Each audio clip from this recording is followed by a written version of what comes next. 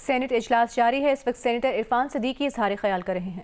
کردار و عمل چاہیے، اس کے لیے صرف سلوار قمیض نہیں چاہیے، اس کے لیے لب و لہجہ چاہیے، اس کے لیے طرز عمل چاہیے، اس کے لیے اس اسوہ حسنہ کی تلقین چاہیے جو حضور نے دیا تھا۔ یہ سلواروں اور قمیضوں سے نہیں آتی۔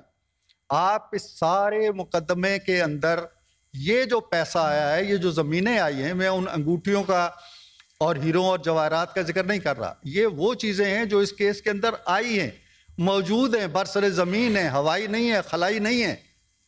اگر ان کا رشتہ جا کے جوڑتا ہے ایک ایسے ادارے کے ساتھ جس کو آپ کہتے ہیں جی کہ وہ کوئی یونیورسٹی تھی، وہ یونیورسٹی بھی نہیں تھی، وہ اب بھی ایک کالج ہے، ایک گریجویٹ کالج ہے جو لاہور کے ایک کالج سے جڑا ہوا ہے۔ یہ کیا کوئی آپ دیوبند کھولنے جا رہے تھے؟ آپ کوئی علی گڑھ کھولنے جا رہے تھے؟ یہ کیا ہے؟ 4 سالوں کے اندر اگر 200 بچے وہاں پڑھ رہے ہیں، 2 ڈسپلن ہیں صرف، تو کہنے کا مطلب یہ۔ اور پھر ایک اور بات، وزیر اعظم کو یہ اختیار ہے کہ وہ پورے ملک کے اندر یونیورسٹیوں کے جال بچھا سکتا ہے۔ یہ ٹرسٹ کا جو کام ہوتا ہے یہ وہ لوگ کرتے ہیں جو حکومتوں میں نہیں ہوتے، جیسے خان صاحب نہیں تھے، انہوں نے بڑے اچھے کام کر لیے، جیسے عیدی نے کر لیا۔ اب جو حکومت میں ہوتا ہے وہ پورے ملک کے اندر یونیورسٹیاں کھول سکتا ہے، اسے اختیار ہے۔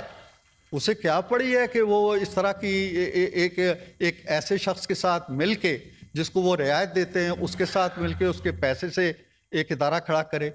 تو اس لیے اس کو اس آنکھ سے نہ دیکھیں، اس کو اجتماعی طور پر دیکھنے کی کوشش کریں، اور جو یہ فیصلہ کل آیا ہے اس کو پڑھیں غور سے، اس کے حقائق پہ نظر رکھیں۔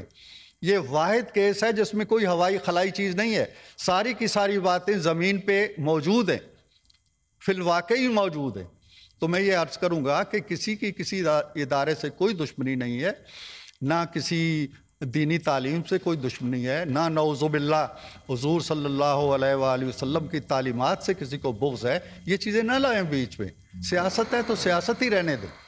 تو میں یہ گزارش کروں گا شبلی بھائی سے کہ وہ اس کو سیاست کی آنکھ سے نہ دیکھیں یا مذہب کی آنکھ سے نہ دیکھیں، اس کو ایک ایسے وقوع کے طور پر دیکھیں جو زمین کے اوپر موجود ہے اور رونما ہوا ہے، اور ہماری پوری تاریخ کے اندر پہلی دفعہ اس طرح کا کیس سامنے آیا ہے، کسی وزیر اعظم کے دور میں نہیں آیا ہے۔